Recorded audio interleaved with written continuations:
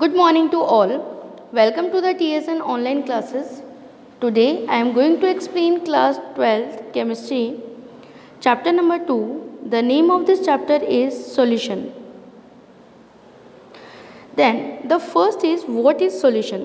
Solutions are homogeneous mixture of two or more pure substance. In a solution, the solute is dispersed uniformly throughout the solvent. Table given example of each type. तो solution क्या होते बेटे, ये जो topic है ये हम class 9 से हम लोगों ने स्टडी किया है कि सॉल्वेंट और सॉल्यूट जब आपस में मिक्स होते हैं तो जो हमारे पास में हमें प्रोडक्ट मिलता है वो क्या कहलाता है, सॉल्यूशन कहलाता है. तो सॉल्यूशन में क्या होता है कि सॉल्यूशन एक होमोजेनियस मिक्सचर होता है, ठीक है. यानी कि हम इसके पार्टिकल्स को किसी भी फिजिकली मेथड के थ्रू अलग नहीं करते. जैसे कि हम मिल्क है तो मिल्क में वाटर एंड फैट जो है वो पूरा यूनिफॉर्मली होमोजेनियस मिक्सचर के अंदर आपस में मिला हुआ है. और यदि हमें उसमें से फैट जो क्रीम है उसे अगर अलग करना है तो हमें सेंट्रीफिकेशन टेक्निक का यूज़ करना पड़ेगा. तो दैट मीन्स कि हम किसी फिजिकली प्रोसेस के थ्रू उसको अलग नहीं कर सकते, हमें कोई भी साइंटिफिक मेथड जो है उसके यूज़ करना होगा. So, in a solution the solute is dispersed uniformly throughout the solvent. ये जो सॉल्यूशन होता है इसमें जो सॉल्यूट है वो सॉल्वेंट के अंदर यूनिफॉर्मली फॉर्म के अंदर पूरा डिस्पर्स रहता है. तो हमारे सामने एक टेबल मैंने आपको शेयर किया है स्लाइड के अंदर. इस टेबल में देखिए आप, state of solution are here, state of solvent are here, state of solute are here and I am giving the some example also. The first is gas. अगर जो सॉल्यूशन है वो गैसेस फॉर्म के अंदर है तो देखिए सॉल्वेंट जो है वो भी गैस है और जो सॉल्यूट है वो भी गैस है. इसका एग्जांपल एयर. तो एयर कैसे होगा बेटा कि जो एयर है इसके अंदर different kinds of gases are mix, oxygen, nitrogen, carbon dioxide, है ना. इन्हें हम फिजिकली मैथड के थ्रू अलग नहीं कर सकते और न ही ये एयर में हमें अलग अलग दिखाई देती हैं. ये पूरी तरीके से मिक्स है, एक यूनिफॉर्म होमोजीनियस मिक्सचर जो है वो बना हुआ है.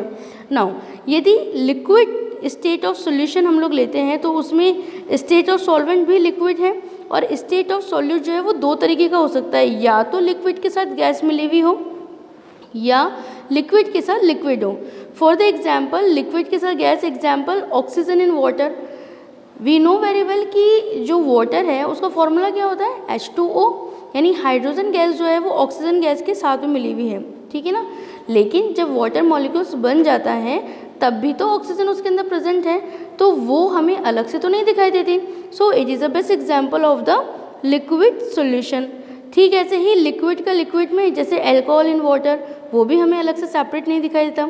अब लिक्विड और सॉलिड का यदि हम लोग बात करें तो जो सॉल्यूशन बनेगा वो लिक्विड फॉर्म में बनेगा और इसका एग्जाम्पल है सॉल्ट इन वाटर. इसी के साथ सॉलिड के 3 एग्जाम्पल्स जो हैं वो भी मैंने आपके साथ शेयर किए हैं, solid plus gas, solid plus liquid and solid का सॉलिड के साथ. यदि सॉलिड और गैस की हम लोग बात करते हैं तो हाइड्रोजन इन पैराडियम के अंदर देखते हैं, mercury in silver and the silver in gold. Solid का सॉलिड जो एग्जाम्पल है वो silver in gold.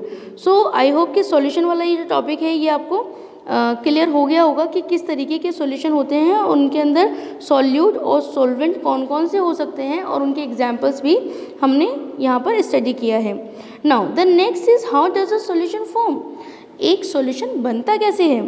So solvent molecules attracted to surface ions. जो सॉल्वेंट मॉलिक्यूल्स होते हैं वो सरफेस आयन को अट्रैक्ट करते हैं. Each ion is surrounded by solvent molecules. हर एक आयन के चारों तरफ सॉल्वेंट मॉलिक्यूल्स प्रेजेंट होते हैं.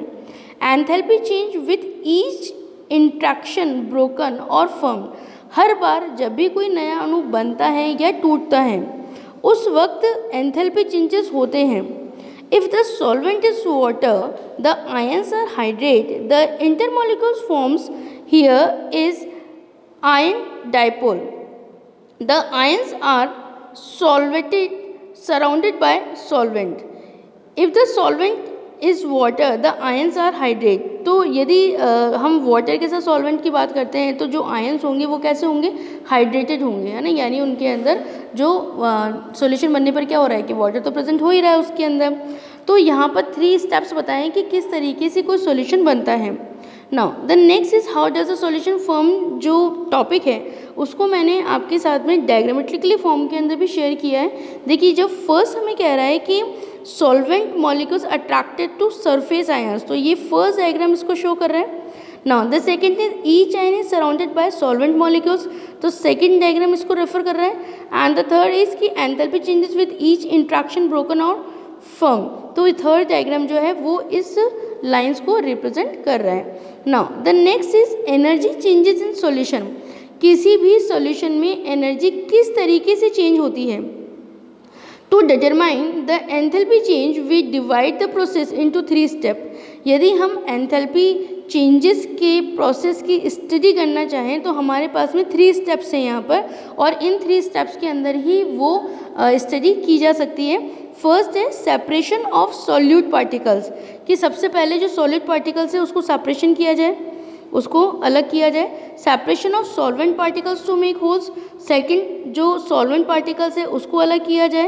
And the third is formation of new interactions between solute and solvent. Solute और सॉल्वेंट के बीच के अंदर कोई फॉर्मेशन के न्यू इंट्रैक्शन जो है वो स्टार्ट हो सके। तो इस जब भी ऐसा होता है तो उस समय पे एनर्जी जो है सॉल्यूशन की वो चेंज होती है। नाउ इसी टॉपिक को आपके साथ में डायग्रामेट्रिक फॉर्म के अंदर भी मैंने यहाँ पर डिटेल दिया है आपको।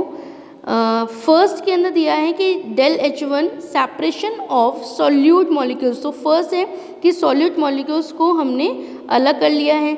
The second is del H2 separation of the solvent molecules, जो सॉल्वेंट मॉलिक्यूल्स है उसको हमने अलग कर लिया है। नाउ डेल H3, अब डेल H3 का फॉर्मेशन कब हो रहा है, formation of the solute solvent interaction. Solute और सॉल्वेंट का जब आपस में इंट्रैक्शन हो रहा है तब यहाँ पर डेल H3 जो एनर्जी है वो चेंजेस हो रही हैं। तो आप ये ध्यान रखें कि डेल H1 का यूज़ कब करना है, डेल H2 का और डेल H3 का।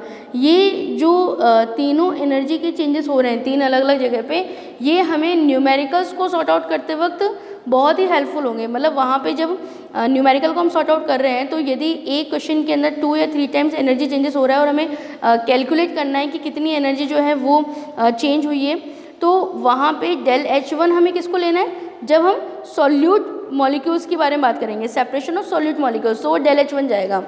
फिर separation of solvent solution molecules जो है उसको हम लोग लेंगे डेल H2 में, और सॉल्वेंट और सॉल्यूट और सॉल्वेंट का आपस में जो इंट्रैक्शन होकर जो न्यू फॉर्मेशन हो रहा है उसको हम लोग लेंगे डेल H3 में। Okay clear. Now the next is enthalpy changes in solution. जो एंथैल्पी चेंजेस इन सॉल्यूशन है उसे मैंने डायग्रामेट्री के फॉर्म के अंदर आपके साथ में इस स्लाइड के अंदर एक्सप्लेन किया है। तो यहाँ पर देखिए डेल H1 डेल H2 और देखिए डेल H3 किस तरीके से फॉर्मेशन हो रहा है इसका, और जो नेक्स्ट वाला जो हाफ पोर्शन है उसके अंदर भी separation solvent particles plus separation of solute particles.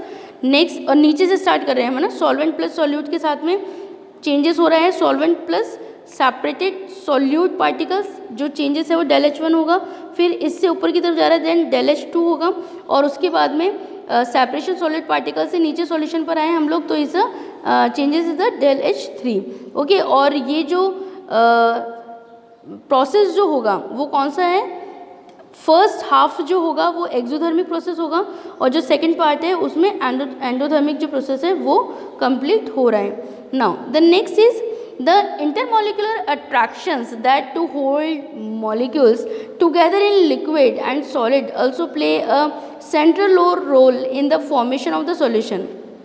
When one substance dissolve in another, particles of the solute disperse throughout the solvent. The solute particles occupy position that are the normally taken by solvent molecules. जो solute particles हैं वो वही position ले लेता है जो कि solvent molecules की होती है। The as with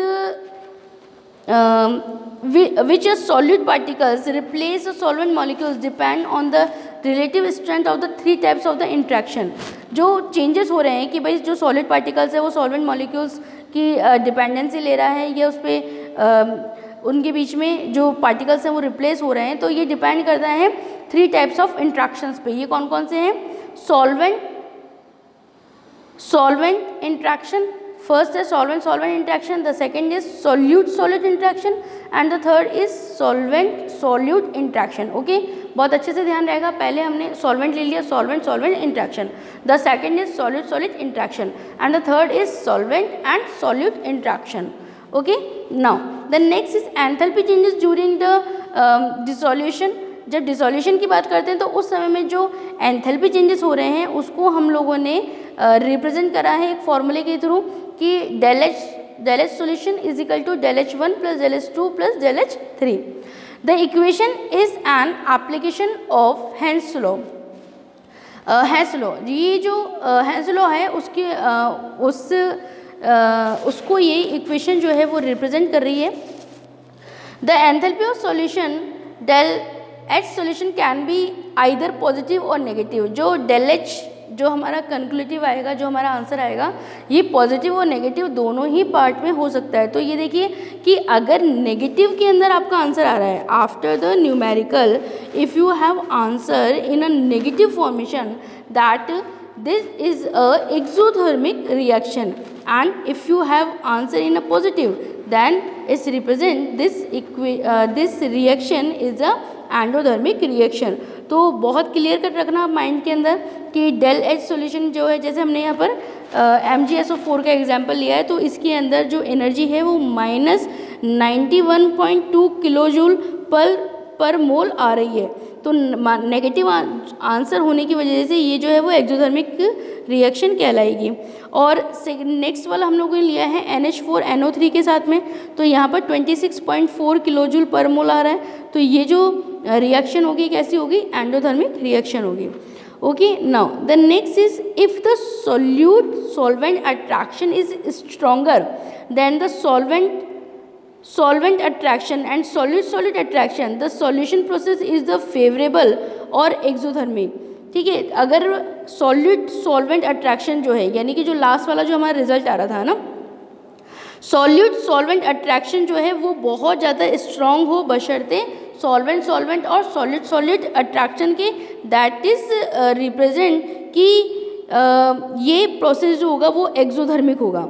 ओके, यानी कि नेगेटिव से जीरो से जो आंसर है वो हमारा कम में आएगा, यानी नेगेटिव फॉर्मेशन में आएगा। Okay, now the next is if the solvent interaction is weaker then the solvent and solute interaction. यदि जो आंसर आ रहा है हमारे पास सॉल्वेंट इंट्रैक्शन ये वीकर है तो कैसा बनेगा? ये एंडोथर्मिक प्रोसेस होगा। तो बेटा ये तो अभी स्ट्रेट फॉरवर्ड मैंने आपको बता दिया कि नेगेटिव और पॉजिटिव साइन हो रहे हैं तो रिएक्शन इस तरीके से होगी, है ना।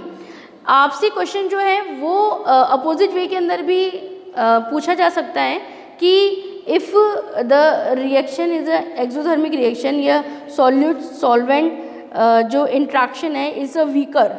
Okay, solvent interaction is a weaker then जो रिएक्शन है वो किस तरीके की होगी? एंडोथर्मिक रिएक्शन होगी। और साइन कैसा आएगा उसके अंदर?